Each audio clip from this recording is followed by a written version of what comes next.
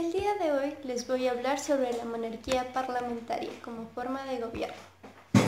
Pero, para poder entender la monarquía parlamentaria, tenemos que aprender a diferenciarla de la monarquía absoluta, porque muchas veces solemos incurrir en el error de confundirlas. ¿Qué es la monarquía absoluta? La monarquía absoluta es cuando el rey o monarca de una región o país tiene todo el poder sin límite de las leyes, mientras que la monarquía parlamentaria, el monarca tiene el ejercicio y tiene el poder, pero está limitado por el parlamento. El parlamento está conformado por el poder ejecutivo y el legislativo. Muchas veces también lo conocemos con la frase de Thiers del siglo XIX, en que el rey reina, mas no gobierna. Entendido esto, nos vamos un poquito en la historia de que la monarquía parlamentaria nace en el año de 1688 en Inglaterra, luego de la Revolución Gloriosa.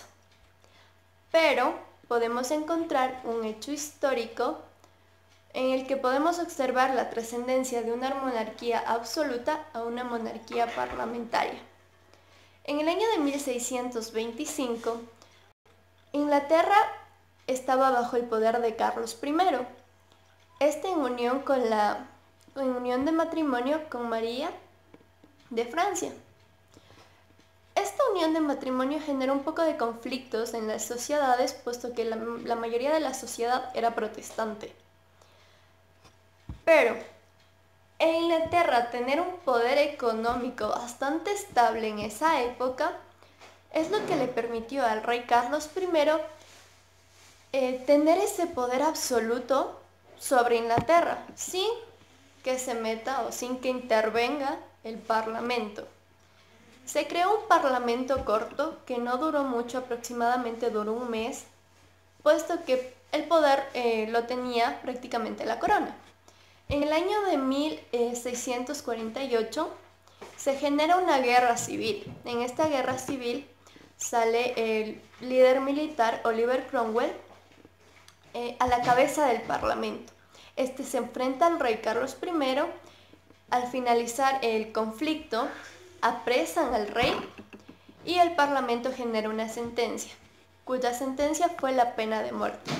Entonces, en el año de 1648, el rey Carlos I fue ejecutado, subiendo al poder Oliver Cromwell.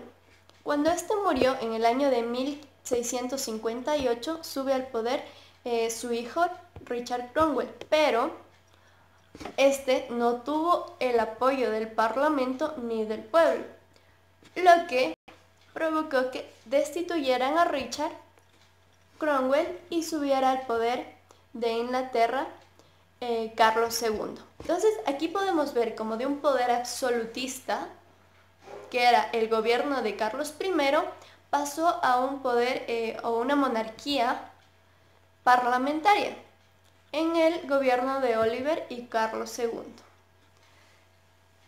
Tenemos que entender que la forma de gobierno parlamentaria no es nada más que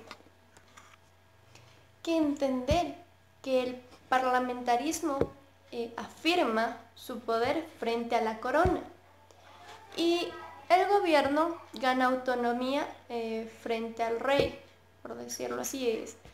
El parlamento gana autonomía frente al rey y el rey gana el respeto del parlamento. Entonces, al existir una crisis monárquica, así la corona puede prevalecer en el tiempo, como lo ha hecho hasta ahora. Al existir la crisis, ella tuvo que adaptarse para poder mantener su poder en la monarquía, mantener su poder, está regulada por el parlamento. Entonces, comprendemos que en sí la existencia de una monarquía parlamentaria no nace del parlamento, sino que nace tras de esta evolución de monarquías en el tiempo y se va desarrollando hasta convertirse en lo que hoy conocemos como la monarquía parlamentaria.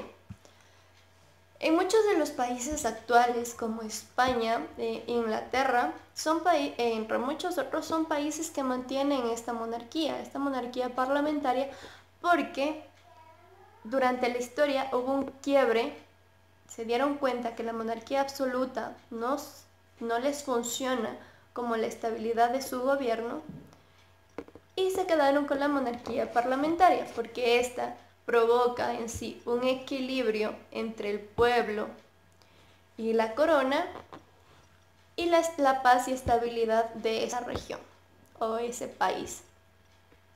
Entonces, podemos entender que prácticamente la monarquía parlamentaria ha sido una forma democrática en que los países se han estado pasando o se han estado constituyendo para poder mantener esa estabilidad.